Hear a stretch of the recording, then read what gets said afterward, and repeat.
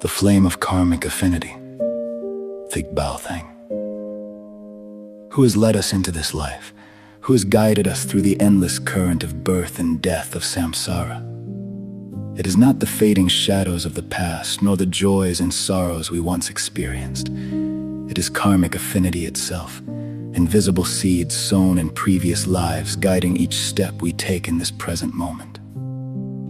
Every breath, every step carries the lingering imprint of what we have done, what we have thought, what we have loved, and what we have hated.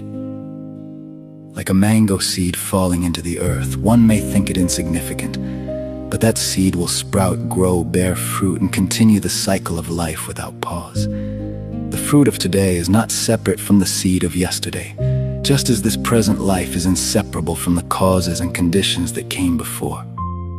Form and name of the past, form and name of the present. They're not exactly the same, they are not entirely different either, for the stream of karma continues to flow through all existence. An old flame, though it may fade, still smolders, and may become a new flame tomorrow. A river flows endlessly, its waters before and after ever changing in form, yet sharing the same source. Samsara is this unbroken current. Whoever sows wholesome or unwholesome causes will reap corresponding results.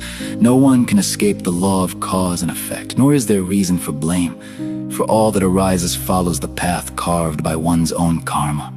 Greed, anger, and delusion planted in this life will echo into the next. Moments of rage, desire, ambition, and attachment may seem fleeting, yet they leave deep imprints within the karmic stream, continuing into future lives and sustaining the endless cycle of rebirth.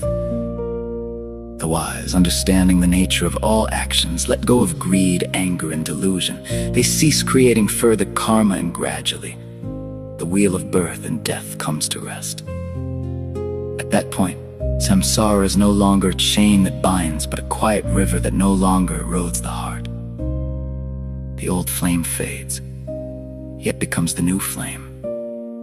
The river flows on, waters before and after sharing the same source.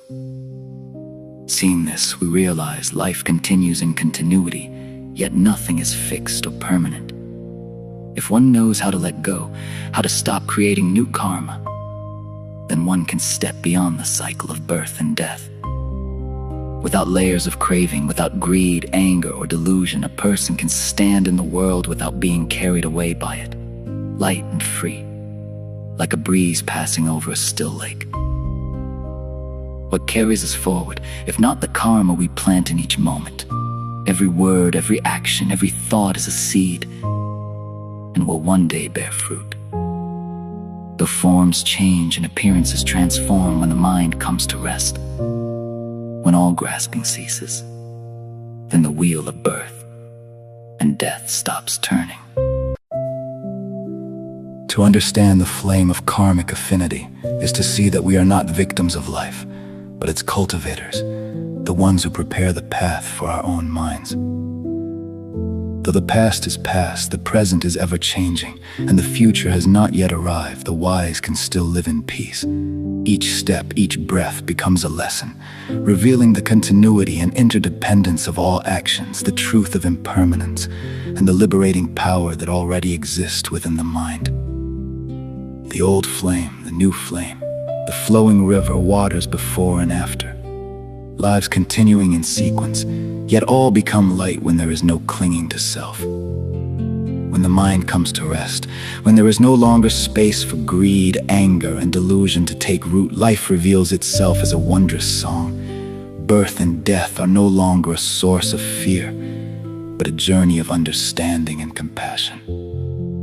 To recognize karmic affinity is to discover freedom.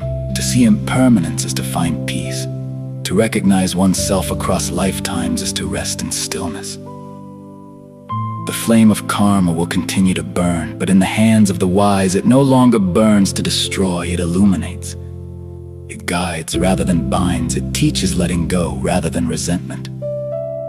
It reminds us, all birth and death arise from our own actions. And right there, freedom and peace can bloom, like a lotus rising from the mud.